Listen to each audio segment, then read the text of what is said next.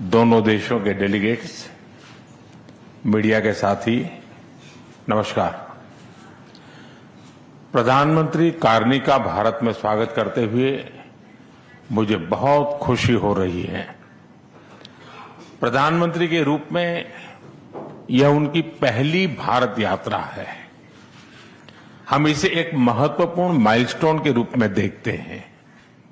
पिछले वर्ष कनाडा में आयोजित G7 बैठक में उन्होंने मेरा और मेरे डेलीगेशन का गर्मजोशी से स्वागत किया था। आज उसी आत्मीयता से उनका स्वागत करना मेरे लिए सौभाग्य की बात है। दुनिया में बहुत कम लोग हैं जिनके सीवी में दो देशों की सेंट्रल बैंकिंग लीडरशिप लिखी हो। हमारी पहली बैठक से ही हमारे संबंधों में एक नई ऊर्जा, परस्पर विश्वास और सकारात्मकता आई है। सहयोग के हर क्षेत्र में बढ़ते मोमेंटम का श्रेय मैं अपने मित्र प्रधानमंत्री कार्नी को देता हूं।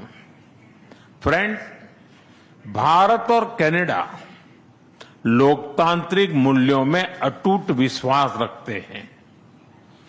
हम डायवर्सिटी को सेलिब्रेट करते हैं। मानवता की भलाई हमारा साझा विजन है। यही विजन हमें हर क्षेत्र में आगे बढ़ने की प्रेरणा देता है। आज हमने इस विजन को नेक्स्ट लेवल पार्टनरशिप में ट्रांसफॉर्म करने पर चर्चा की। हमारा लक्ष्य है कि 2030 तक, इसलिए हमने कॉम्प्रिहेंसिव इकोनॉमिक पार्टनरशिप एग्रीमेंट को जल्द ही फाइनलाइज करने का निर्णय लिया है। इससे दोनों देशों में निवेश और रोजगार के नए अवसर बनेंगे। कनाडा के पेंशन फंड्स ने भारत में $100 बिलियन का निवेश किया है। यह भारत की ग्रोथ स्टोरी में उनके गहरे विश्वास का प्रतीक है। आज हमें दोनों देशों के बिजनेस लीडर से भी मिलेंगे। उनके सुझाव हमारी आर्थिक साझेदारी का रोडमैप तय करेंगे। फ्रेंड्स, टेक्नोलॉजी और इनोवेशन में हम नेचुरल पार्टनर हैं। With Canada and India innovation partnership we will turn ideas into global solutions. पिछले महीने भारत में हुई AI इम्पैक्ट समिट की सफलता में कनाडा के बहुमूल्य योगदान के लिए मैं प्रधानमंत्री कार्नी का आभार व्यक्त करता हूं। हम AI के साथ साथ क्वांटम, सुपर कंप्यूटिंग और सेमीकंडक्टर्स में सहयोग बढ़ाएंगे। क्रिटिकल मिनरल्स पर आज हुआ MOU रिजिलियंट सप्लाई चेन्स को मजबूती देगा। स्पेस सेक्टर में हम दोनों देशों के स्टार्टअप्स और इंडस्ट्रीज को जोड़ेंगे। फ्रेंड्स, प्रधानमंत्री कार्नी के लिए एनवायरमेंट कोई अलग एजेंडा नहीं, बल्कि इकोनॉमिक स्टेबिलिटी का हिस्सा रहा है। ऊर्जा के क्षेत्र में हम नेक्स्ट जनरेशन पार्टनरशिप बना रहे हैं, जिसमें हाइड्रोकार्बन के साथ साथ रिन्यूएबल एनर्जी, ग्रीन हाइड्रोजन और एनर्जी स्टोरेज पर विशेष बल दिया जाएगा। हमें खुशी है कि कनाडा ने इंटरनेशनल सोलर अलायंस और ग्लोबल बायोफ्यूल अलायंस से जुड़ने का निर्णय लिया है। हमारे साझा प्रयासों को आगे बढ़ाने के लिए हम इस वर्ष India Canada renewable energy and storage summit आयोजित करेंगे। सिविल न्यूक्लियर एनर्जी में हमने लॉन्ग टर्म यूरेनियम सप्लाई की लैंडमार्क डील की है।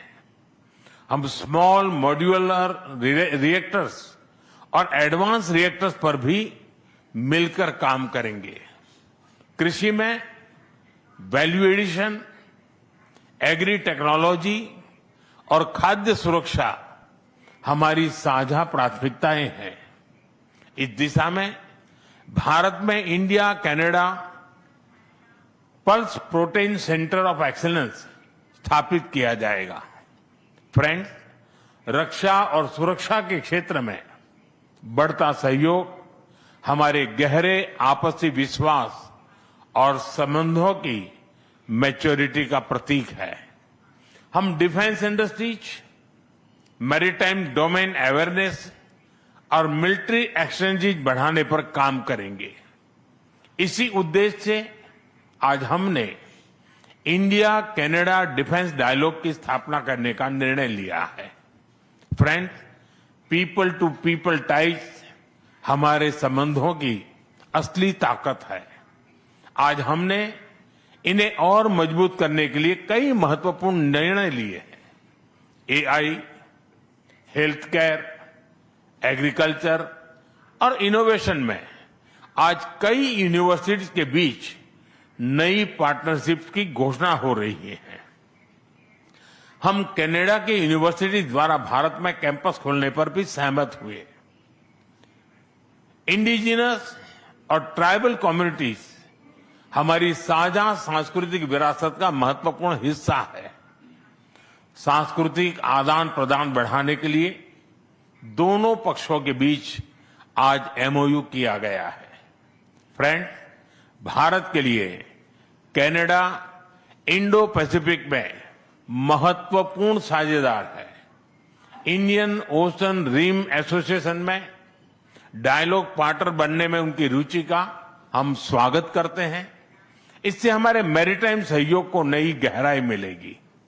हम सहमत हैं कि टेररिज्म, एक्सट्रीमिज्म और रेडिकलाइजेशन दोनों देशों के लिए ही नहीं, पूरी मानवता के लिए साझा और गंभीर चुनौतियां हैं। इनके विरुद्ध हमारा करीबी सहयोग वैश्विक शांति और स्थिरता के लिए अत्यंत महत्वपूर्ण है। विश्व में चल रहे अनेक तनावों को लेकर भारत की सोच स्पष्ट ही है।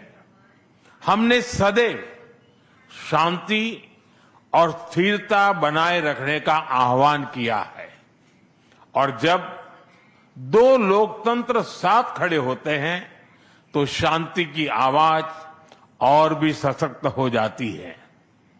पश्चिम एशिया की वर्तमान स्थिति हमारे लिए गहरी चिंता का विषय है। भारत डायलॉग और डिप्लोमेसी के माध्यम से सभी विवादों का समाधान का समर्थन करता है। इस क्षेत्र में मौजूद सभी भारतीय नागरिकों की सुरक्षा के लिए हम सभी देशों के साथ मिलकर काम करते रहेंगे। एक्सेलेंसी, आपकी यात्रा से हमारे सहयोग के हर क्षेत्र को एक नई ताकत मिली है। भारत के प्रति आपकी गहरी प्रतिबद्धता और दूरदर्शिता के लिए मैं एक बार फिर आपका हार्दिक अभिनंदन करता हूं। बहुत बहुत धन्यवाद।